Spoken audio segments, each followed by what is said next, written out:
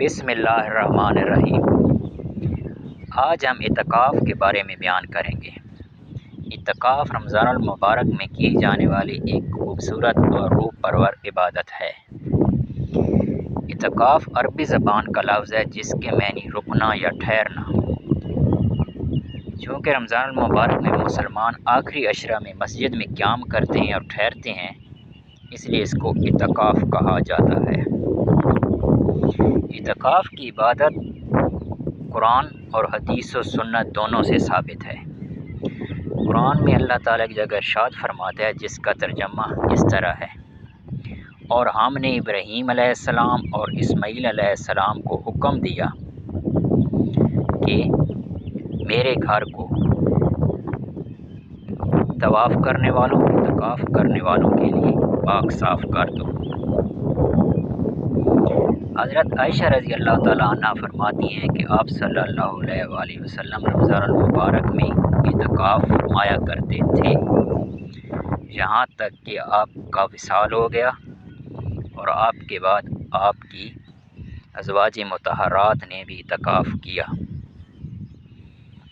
آپ صلی اللہ علیہ وآلہ وسلم کا ارشاد ہے کہ جو شخص اللہ کے لیے ایک دن کا اعتکاف کرتا ہے، اللہ تعالیٰ اس کے اور دوزخ کے درمیان مشرق سے مغرب جتنی 3 چوڑی خندقیں کھود دیتا ہے۔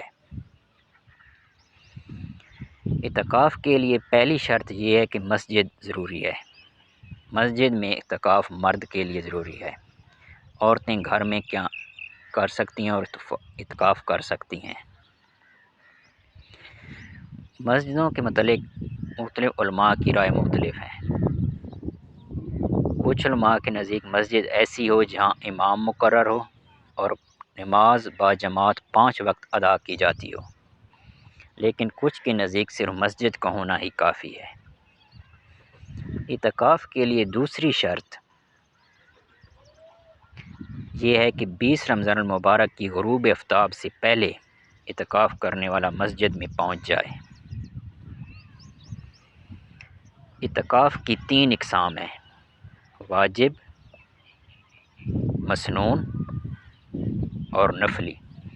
واجب سے مراد ایسا اعتکاف ہے جس کی کسی نے منت یا نظر مانی ہو کہ میں اتنے دن کا اعتکاف کروں گا، تو اسے وہ اعتکاف کرنا پڑے گا، اس کے لیے واجب ہوگا۔ مسنون اعتکاف وہ اعتکاف ہے جو مسلمان رمضان المبارک کے آخری عشرہ میں کرتے ہیں۔ اس کے دوران روزہ رکھنا بھی لازمی ہے۔ اگر روزہ نہیں رکھا تو جس طرح روزے کی قضا ہے، اسی طرح اعتکاف کی بھی قضا ہوگی۔ نفلی اعتکاف کسی بھی وقت کیا جا سکتا ہے۔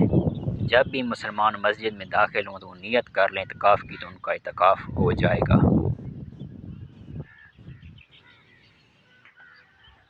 اعتکاف کتنے دنوں کا ہونا چاہیے؟